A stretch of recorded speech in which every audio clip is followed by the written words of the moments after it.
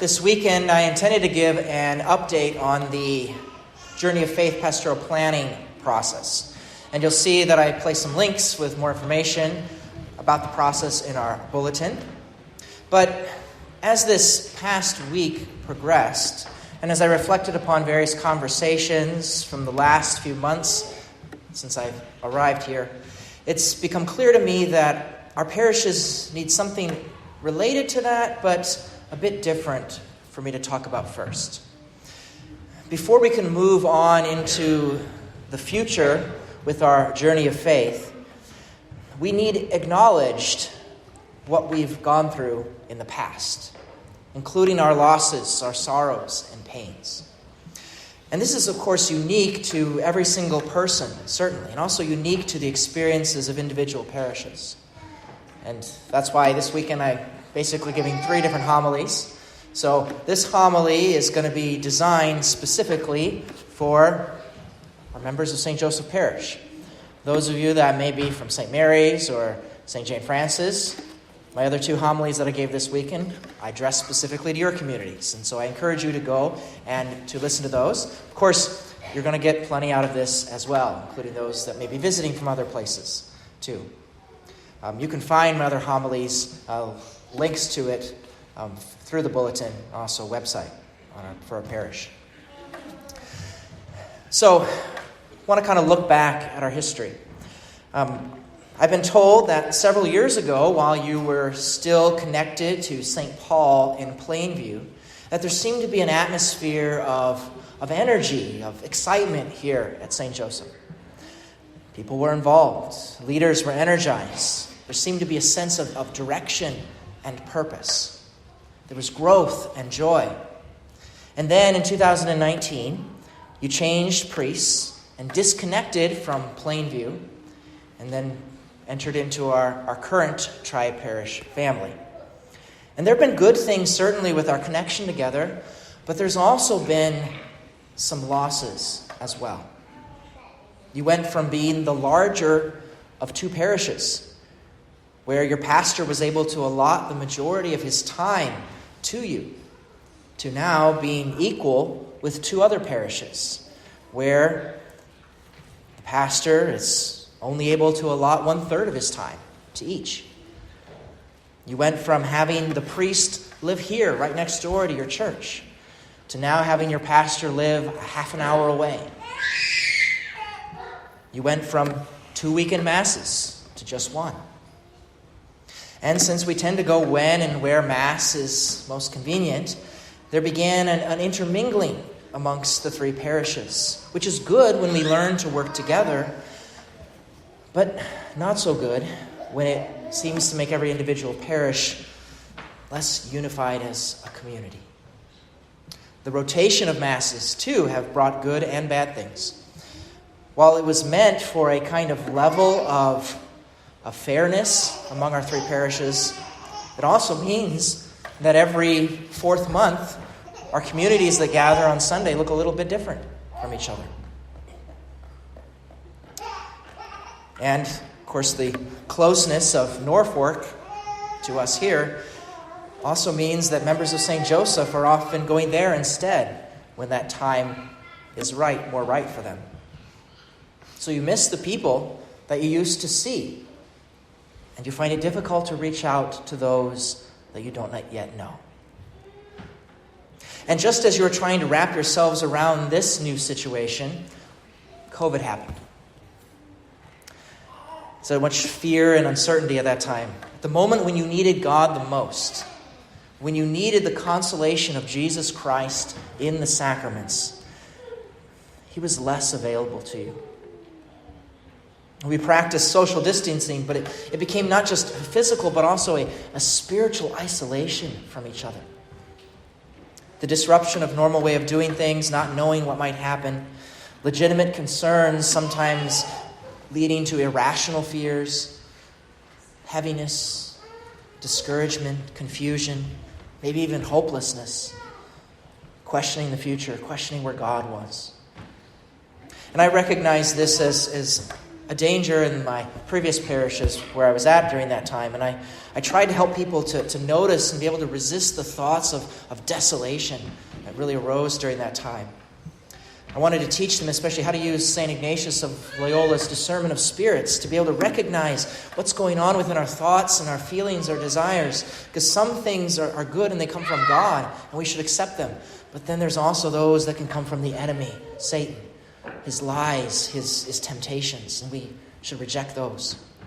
Unfortunately, I know that there were individuals for whom that time really cut them off from God and our community, who may even now be trying to carry on with their life separated from God and his sacraments. Add to this political turmoil, constant cultural attacks on Christian values, nastiness in social media, economic burdens, thoughts of conflict abroad, and of course, the unique sorrows and burdens that each of you have in your own individual lives. And now, even before you're able to fully process all of these losses, you seem to be faced by another one, with a new realignment through this round of pastoral planning, the journey of faith. And you hear that your parish must again leave your current family for a new one, to then become one of 4 smaller parishes connected to Sacred Heart in Norfolk. And I'm sure that there are fears within your community here of just being simply absorbed into the larger parish, or of just being onboarded into something that was decided before you were even part of it. And again, it seems to maybe reinforce the days that having a priest live here are over. Does it mean also that the days of former energy and excitement, the closeness that you felt here in your community, does that have to be over too?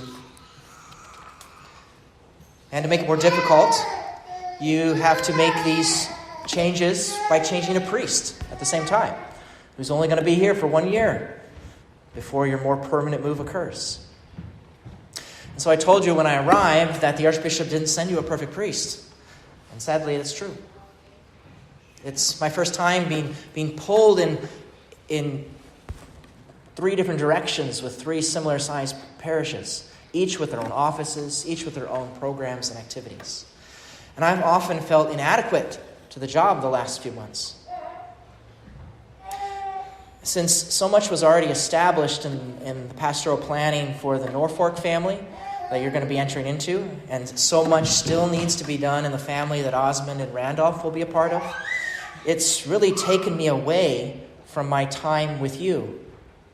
You know, in many ways, I've been forced to form more connections with those 7 parishes in that family than I have with you here.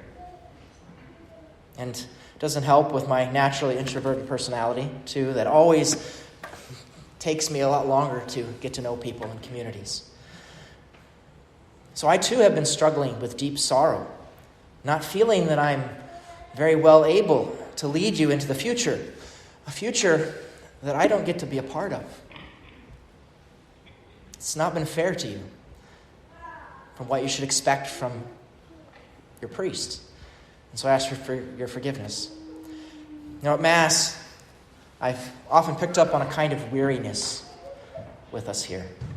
And at first, I interpreted that with a sense of frustration because I try to put so much energy into the liturgy, and I often felt like there wasn't a level of life that we would want here. But forgive me, because now I realize that it was simply a response to the deep grief and sadness that's been growing due to all these losses, all these changes I've mentioned. Such loss that we need to name, and we need to talk about it. You know, I've been planning to talk more about grief and mourning in the future, but I think now is the right time. Just as someone has to grieve the loss of a loved one who dies, so too we have to grieve other losses that we go through, including the losses that we experience through the changes in our parish. One of the tasks of mourning is to have to accept the reality of a loss. And so far, when I've preached about the journey of faith, it's been to try to help us understand why we have to go through all these different changes, to try to help us accept the changes and the losses that will go with them. But it's more than just an intellectual thing. There's also emotional acceptance. We can intellectually be aware of the reasons of why we have to make certain changes and why it makes sense long before our emotions really allow us to fully accept it. And that's related to another task of grieving, and that's to process the pain that comes with grief. Because it's nearly impossible to lose someone you love or something that you've become accustomed, attached to, without experiencing some kind of level of pain. So your experiences of your faith are tied strongly to your community here. And even though the faith itself isn't changing, some of the practical outward expressions of it have been and will continue to change. And it's okay for us to grieve these losses.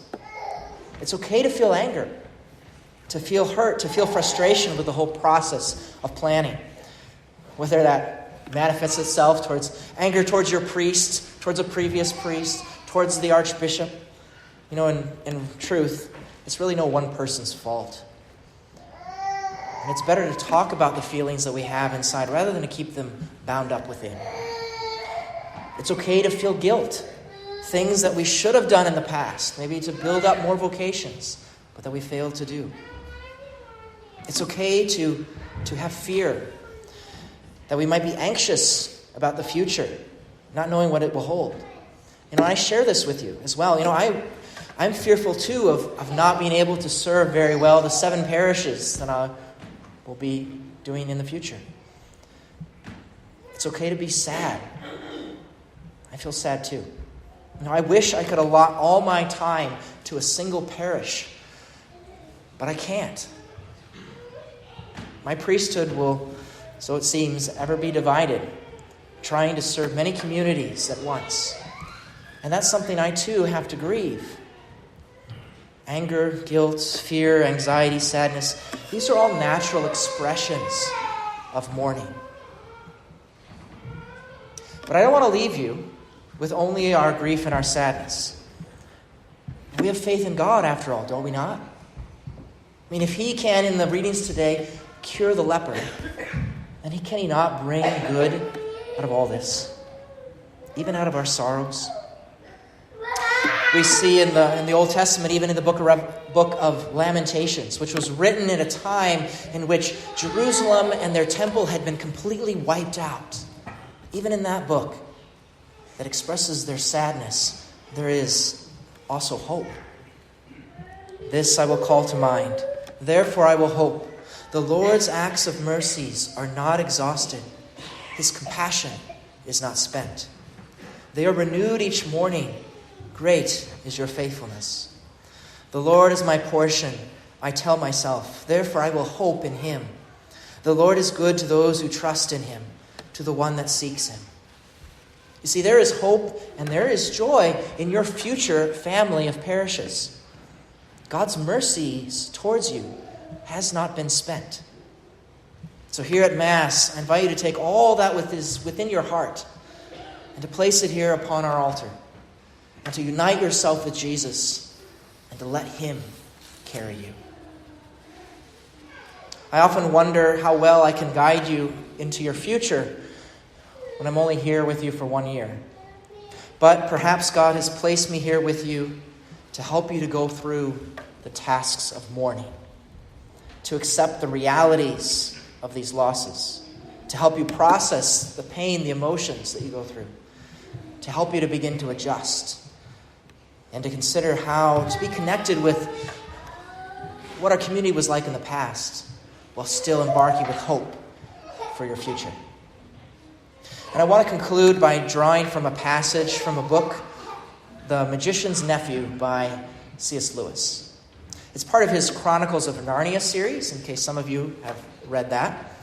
But if you're not familiar with these stories, that's okay.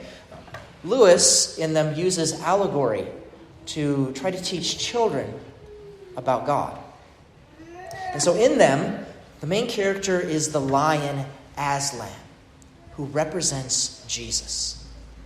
And in this story in particular, there's a boy named Diggory who has been drawn into the land of Narnia. And he wishes to meet Aslan with the hope that Aslan will be able to heal his mother, who is ill and dying. And so when Diggory finally meets Aslan, it becomes clear that Aslan may not take the pain away in the way that Diggory desires. And so as I read this passage, see yourself in Diggory, bringing your sorrows before God. And see in Aslan's response that of Jesus to you.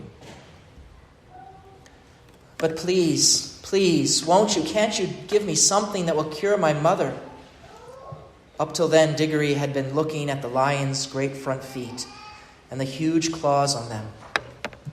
Now, in his despair, he looked up at its face. And what he saw surprised him as much as anything in his whole life. For the tawny face was bent down near his own, and wonder of wonders, great shining tears stood in the lion's eyes. They were such big, bright tears compared with Diggory's own that for a moment he felt as if the lion must really be sorrier about his mother than himself. My son, said Aslan. I know. Grief is great. Only you and I know this in this land as of yet. Let us be good to one another.